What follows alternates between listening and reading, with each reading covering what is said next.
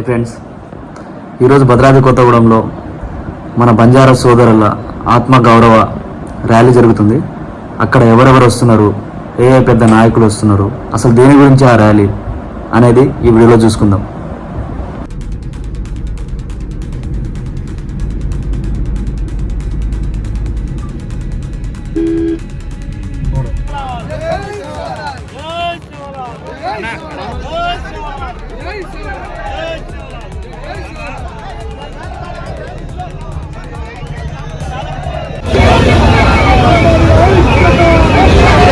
Media మిత్రులకు నమస్కారం.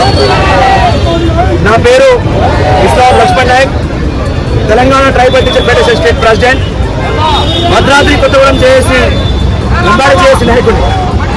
ఇవాళ లంబాడీలపై అసత్య ప్రచారం చేస్తూ కొంతమంది రాజకీయ లబ్ధి కోసం సుప్రీంకోర్టుని ఆశ్రయించినటువంటి వారికి బుద్ధి చెప్పాలనే ఉద్దేశంతో ఇవాళ భద్రాద్రి జిల్లా నలుమూలల నుంచి బంజారా బిడ్డల్ని ఇవాళ శాంతి ర్యాలీ ఉంది, మీరు రండి అంటే శాంతియుతంగా ఇవాళ నలుమూల నుంచి స్వచ్ఛందంగా వచ్చినటువంటి మా బంజారా బిడ్డలందరికీ భద్రాద్రి కొత్తగూడెం జిల్లా జేఏసీ తరఫున ప్రత్యేక ధన్యవాదాలు చెప్తా ఉన్నాం.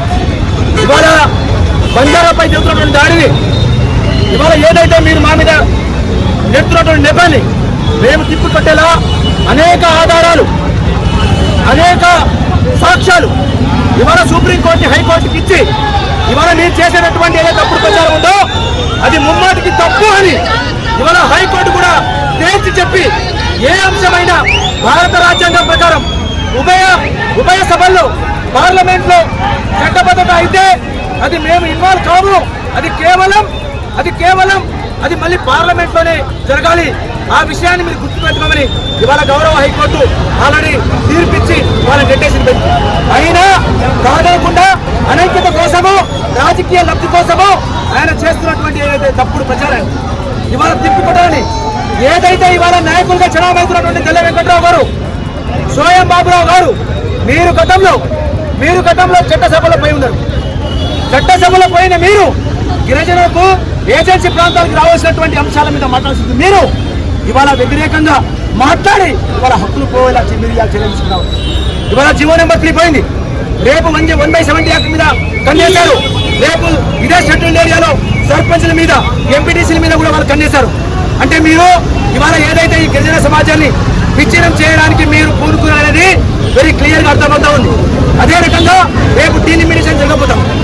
డీలిమిటేషన్ లో మనల్ని ఈ రెండు తెగల మీద కన్ఫ్యూజన్ చేసి మనం గొడవలో ఉంచి వాళ్ళు రేపు మంచి చోట్ల ఎమ్మెల్యేలు లాక్కోవాలని జనంలో మాట్లాడడానికి ప్రయత్నం చేస్తా ఉన్నారు. కాబట్టి మీరు ఇవాళ ఆదివాసీ కోయా గోండు సమాజాన్ని, నాయకులని, ఇవాళ కోసంగాల్ని ఇవాళ బంజారా జేఏసీగా మేము విజ్ఞప్తి చేస్తా ఉన్నాం. మిత్రులారా, వాళ్ళు చేసేటటువంటి గుడిల కుట్రని మనం అందరం కలిసి తిప్పికొడతాం, మనం ఐక్యంగా తిప్పికొడతాం. మన అవకాశాన్ని గండికొట్టే ప్రయత్నం చేస్తా ఉన్నారు. ఇవాళ జీవో నెంబర్ 3 విషయంలో, 1/70 యాక్ట్ విషయంలో, మన సర్పంచులు, ఎంపీటీసీ విషయంలో, అనేక విషయంలో వాళ్ళు మనం తప్పులు చేస్తున్నారు. కాబట్టి మనం కలిసి వద్దాం. ఒకవేళ మీకు వాటా కావాల్సి అయితే మా వాటా మాకిందో మాకు ఇచ్చేయండి, మీ వాటా ఎందుకంటే మీరు తీసుకోండి.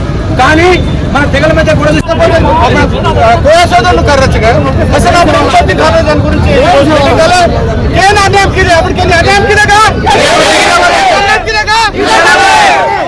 99% కూలి काम कर रहा है अंबाड़ी का कष्ट बढ़ावा का रोशन की देखा पण ఏ ప్రభుత్వం రావాలన్నా మనం ఓట్లేయాలి. ప్రభుత్వం రావాలన్నా మనం ఓట్లేయాలి. అగ్ర కులాలు మన గుండె మీద కొడితే తట్టుకుంటాం, కానీ కోయ సోదరులు మన గుండె మీద కొడితే తట్టుకోలేము. ఒక తల్లి బిడ్డలాగా ఉన్నాం, ఇప్పుడు దాకా ఒక తల్లి బిడ్డలాగా ఉన్నాం. ఎందుకు పుల్ల పెడుతున్నారు, ఎందుకు ఇబ్బంది పెడుతున్నారు? మమ్మల్ని దొంగదారిలో పూజలు 4 సార్లు కదా.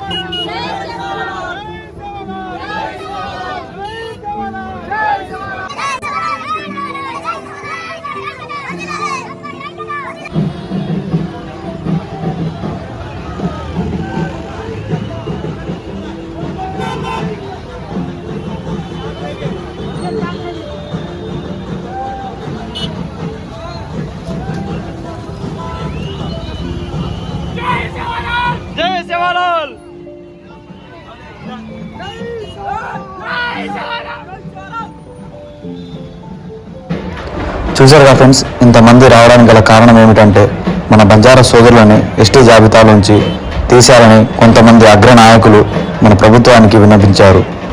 కావున మన బంజారా సోదరులందరూ కలిసి ఈ యొక్క ర్యాలీని గ్రాండ్ సక్సెస్ చేసి మన బంజారా పవర్ ఏంటిదో, మన బంజారా సోదరుల ఐక్యత ఏంటిదో చూపించారు.